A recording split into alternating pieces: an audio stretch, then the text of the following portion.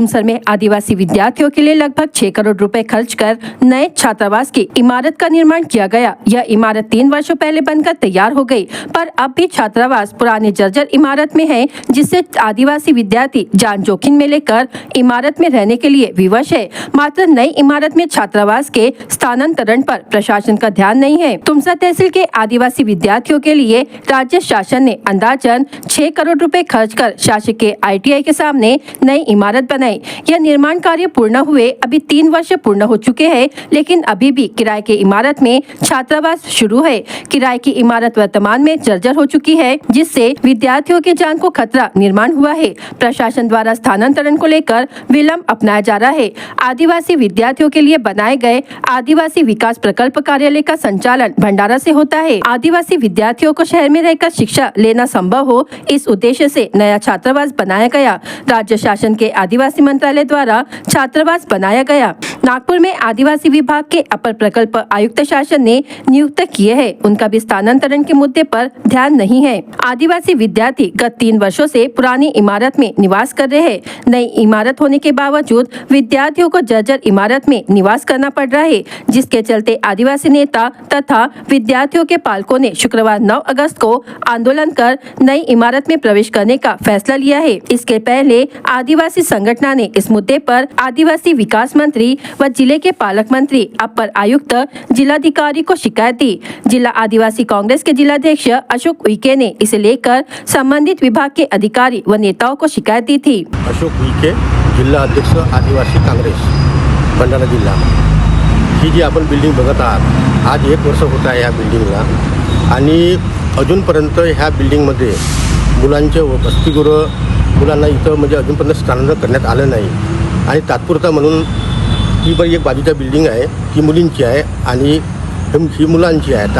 आता मुलींना इथं ठेवण्यात आलं आहे, परंतु आपण बघितलं तर ती भाड्याने जी इमारत आहे तुमसरमध्ये ती जर्जर अवस्थेमध्ये आहे आणि पावसाळ्याचे दिवस आहेत आणि बिल्डिंगचे काही भाग पडत आहे। त्यामुळे कोणती अनुचित घटना घडू शकते आणि शासन मग आमच्या फक्त आदिवासीला 75,000 रुपये देऊन सनी मोकळा होते, परंतु आमच्या आदिवासीचा जो जीव जातो, विद्यार्थ्याचा जीव जातो, याकरिता शासनचं काही लक्ष नाही।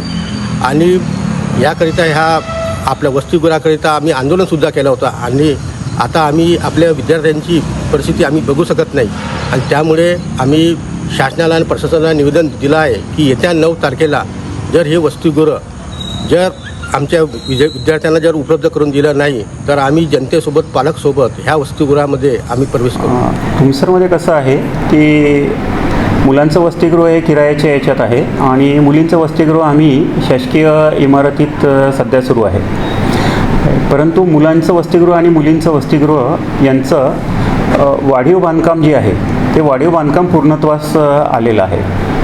त्यामुळे आता आम्ही मुलींचं वसतिगृह जे आहे ते पूर्णपणे मुलींच्या वसतिगृहाच्या इमारतीला शिफ्ट करतो आहे। त्याची प्रक्रिया सुद्धा झालेली आहे। 2-3 दिवसात ही शिफ्टिंगचं काम आमचं पूर्ण होऊन जाईल आणि त्यानंतर मुलांच्या वसतिगृहामध्ये जे आम्ही मुलींची व्यवस्था केलेली होती, आता जसं मुली आपल्या वसतिगृहात परत जातील त्यामुळे मुलांचं पण वसतिगृह जे आहे ते रिकामं होईल आणि अतिरिक्त बांधकाम जे आहे ते पण पूर्णत्वास आलेलं आहे। त्यामुळे तिथे सुद्धा पुढील 2 ते 3 दिवसात आमचं मुलं जे आहेत ते मुलं किरायाच्या इमारतीतून शासकीय इमारतीत शिफ्ट होतील। त्यामुळे किरायाच्या इमारतीत असलेले जे काही प्रॉब्लेम्स आहेत आणि ज्या त्रुट्या आहेत त्या त्रुट्या तिथे राहणार नाहीत, कारण ती शासकीय इमारत आहे आणि तिथे आम्ही पूर्ण हे करतो। वॉर्डनचं एक असं आहे की मुलींचं वसतिगृह जे आहे तिथे त्यांना वसतिगृहालाच क्वार्टरची व्यवस्था करून दिलेली आहे, तशी व्यवस्था मुलांच्या वसतिगृहाला नाही। त्यामुळे वॉर्डन जे आहे वॉर्डन तिथेच तुमसरमध्ये किरायाचं घर घेऊन राहतात। सर राहता येतो का?